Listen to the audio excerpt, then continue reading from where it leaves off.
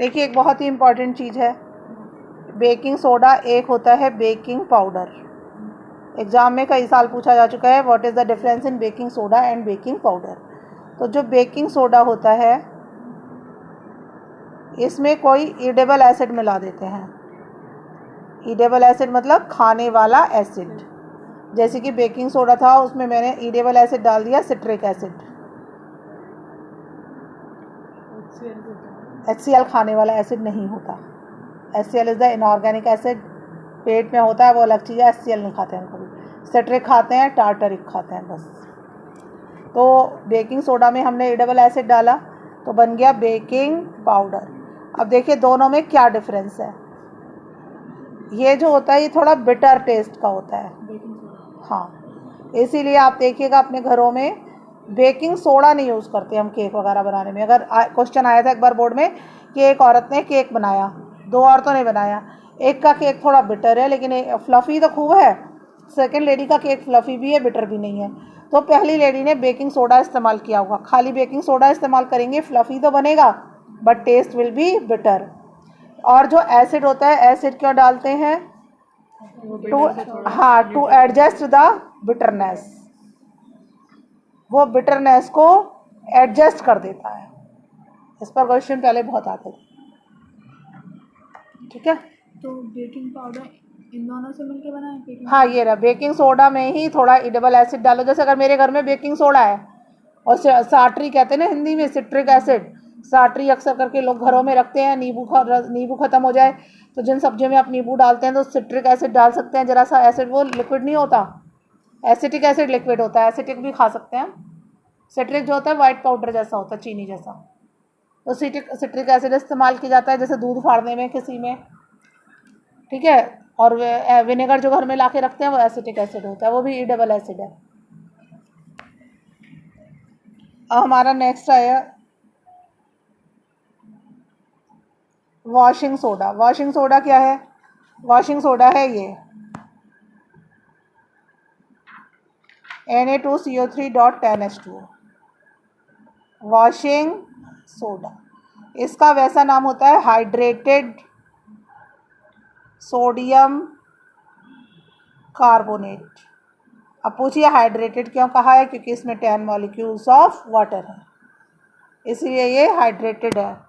जब ये sodium carbonate को हवा में खुला छोड़ दें, हवा का मॉइस्चर एब्जॉर्ब कर ले, then it will form washing soda. ये भी एक बेसिक सॉल्ट है, नाम से ही पता चल रहा है, क्योंकि वही CO3 तो H2CO3 होगा और ये NaOH होगा, ठीक है ना।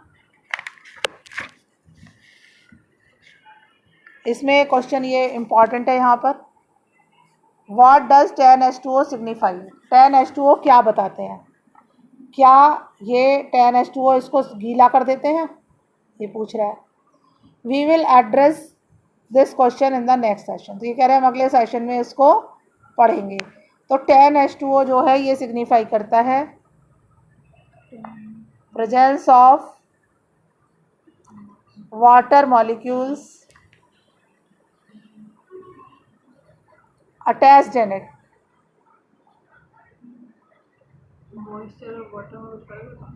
नहीं,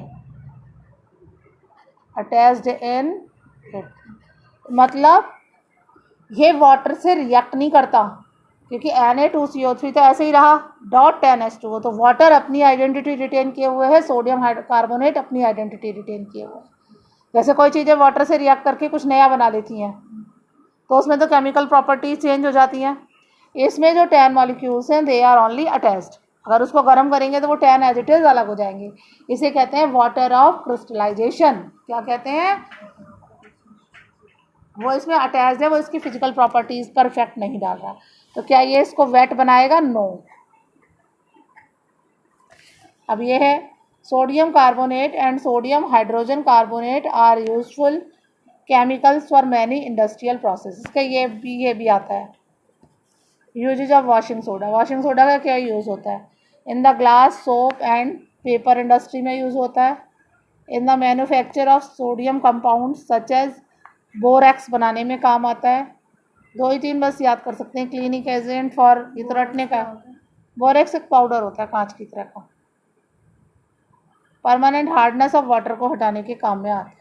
अब देखिए कह रहा है are the crystals of the salt really dry, इसकी तरह बात कर रहा है कि जब ये वाटर मॉलिक्यूल आ जाते हैं इसमें तो क्या ये सचमुच में सूखा होता है, ये क्वेश्चन है। अब यहाँ इसने एक्टिविटी कही है, heat a few crystals of copper sulphate in a dry boiling tube, what is the colour of the copper sulphate after heating, do you notice water droplets in the boiling tube, where have these come from, add 2 to 3 drops of the sample of copper sulfate obtained after heating, what do you observe is the blue color of copper sulfate restored। देखिए अब मैं यहाँ पे आपको समझाती हूँ। इसने कहा ये टेस्ट ट्यूब लिया है, टेस्ट ट्यूब में इसने कॉपर सल्फेट डाला है, क्रिस्टल है, लेकिन वो कॉपर सल्फेट क्रिस्टल ये है 5 वाटर मॉलिक्यूल्स होते हैं इसमें, हाइड्रेटेड कॉपर सल्फेट है। ये कॉपर सल्फेट क्या केमिकल है? हाँ कॉपर सल्फेट है ये हाइड्रेटेड कॉपर सल्फेट है, तो ये होता है ब्लू कलर का। हाइड्रेटेड मतलब ये वाटर? हाँ पानी की वजह से। अब मैं यहाँ पे आपको इसके रिएक्शन समझा देती हूँ, फिर इसमें समझा दूँगी। CuSO4.5H2O ये था ब्लू कलर का। इस बुक में मतलब इसको भी केवल कॉपर सल्फेट ही इसने रिप्रेजेंट किया है, लेकिन वर्ड क्या होना चाहिए, हाइड्रेटेड कॉपर सल्फेट। जब आप इसको हीट करते हैं, मतलब ये हमें खुद पता करना है, जब इसने बोला जब हीट करेंगे तो ये बन जाएगा CuSO4+5H2। तभी इसने बोला यहाँ पे क्वेश्चन में क्या बोला था कि क्या आप ऑब्जर्व करेंगे, टेस्ट ट्यूब में कॉपर सल्फेट होगा, लेकिन वो कैसा हो गया होगा, कलरलेस हो गया होगा, और वाटर मॉलिक्यूल हमें टेस्ट ट्यूब में दिखाई देंगे। ये बॉइलिंग ट्यूब में वाटर ड्रॉपलेट्स दिखेंगी। वो वाटर ड्रॉपलेट्स कहाँ से आई, हाइड्रेटेड वाटर जो था इसकी आई। फिर इसने कहा ये वाला जो CuSO4 है जो कलरलेस था ना, यही वाला,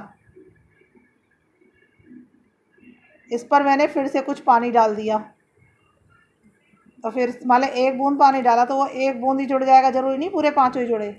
फिर से कलर क्या रिस्टोर होगा, यस। पूरी ये था, दोबारा समझ लो। इसने ये बोला है ये टेस्ट ट्यूब है, इसमें ब्लू कलर का कॉपर सल्फेट आप गर्म कर रहे हैं। इसने ये नहीं बताया हाइड्रेटेड है कैसे, ब्लू बोला है तो हमें अकल होनी चाहिए कि हाइड्रेटेड है। जो भी चीज़ें ब्लू हाइड्रेटेड नहीं, कॉपर में केवल कॉपर के क्रिस्टल ब्लू कलर के होता है। जब गर्म करेंगे तो हमें टेस्ट ट्यूब में बॉयल कुछ, वो इसने पूछा क्या वाटर क्या दिखाई देगा, तो टेस्ट ट्यूब में एक तो वाटर दिखाई देगा, और ये कॉपर सल्फेट जो है इसका कलरलेस हो गया होगा। फिर हम ऊपर से कुछ पानी डालेंगे तो ये दोबारा से ब्लू कलर एब्जॉर्ब अपना वो ब्लू कलर रीस्टोर कर लेगा। फिर इसमें एक ये डेफिनेशन आया करती है वाटर ऑफ क्रिस्टलाइजेशन, क्या है ये रहा। तो water of crystallisation is the fixed number of water molecules present in 1 formula unit of a salt. Salt की 1 यूनिट में जितने नंबर ऑफ वाटर मॉलिक्यूल्स हैं वो वाटर ऑफ क्रिस्टलाइजेशन कहलाते हैं।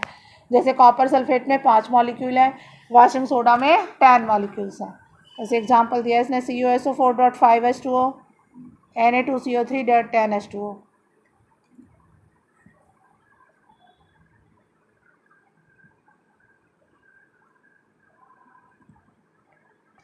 Washing powder? हाँ वॉशिंग पाउडर तो अलग।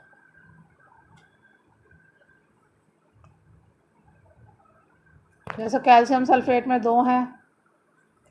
अब आया प्लास्टर ऑफ पेरिस।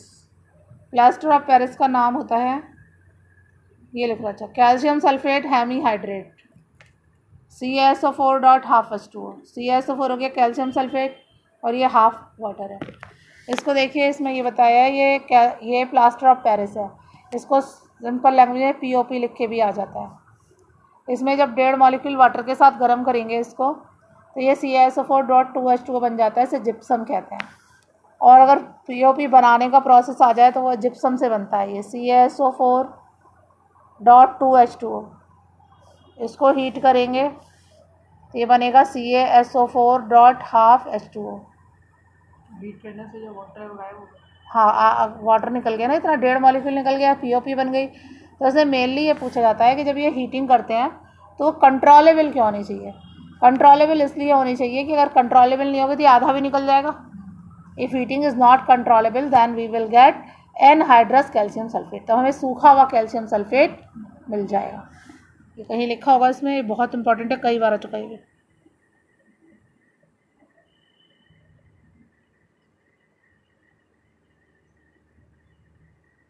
इसमें नहीं लिखा, मैं लिख देता हूँ. Gypsum should be heated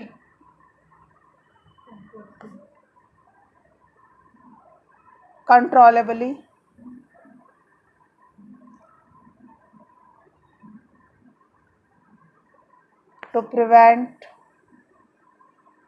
to get anhydrous calcium sulfate.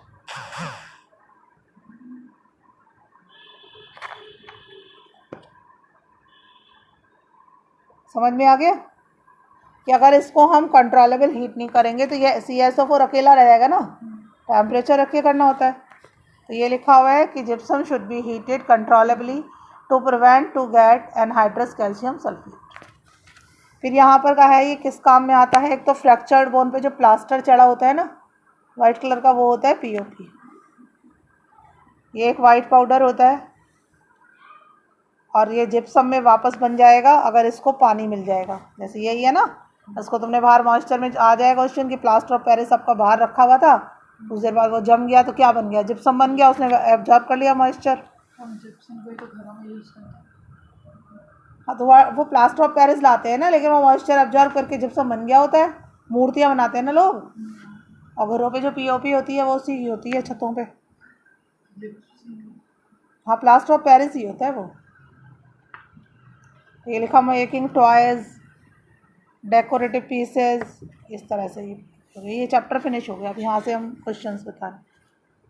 What is the common name of the compound CaOCl2. तो कॉमन नेम हो गया ब्लीचिंग पाउडर, और अगर केमिकल नेम आता तो calcium oxychloride. Name the substance which on treatment with chlorine yields bleaching powder. Bleaching powder क्या देता था क्लोरीन के साथ ट्रीट करके? Calcium hydroxide. ये था ना यहाँ पर, देखिए अभी तो बताया था, ऐसे आया ना, ये पूछा है. ये रहा क्लोरीन के साथ कौन रिएक्ट कर रहा था? CaOH whole twice. हाँ कैल्शियम हाइड्रोक्साइड कर दिया. Name the sodium compound which is use for softening hard water. तो सॉफ्टनिंग हार्ड वाटर के लिए कौन था? Washing soda, Na2CO3.10H2O. ऐसे करके क्वेश्चन पूछता है. What will happen if a solution of sodium hydrogen carbonate is heated. Sodium hydrogen carbonate को ऐसे NaHCO3 था ना, पीछे रिएक्शन भी थी, इसको हीट करते थे तो क्या क्या बनता था? Na2CO3 plus H2O plus CO2, ये बनते थे. बैलेंस कर लेंगे. Give the equation of the reaction involve. तो ये हो गई, इसमें CO2 इज रिलीज, बस ये बताना था.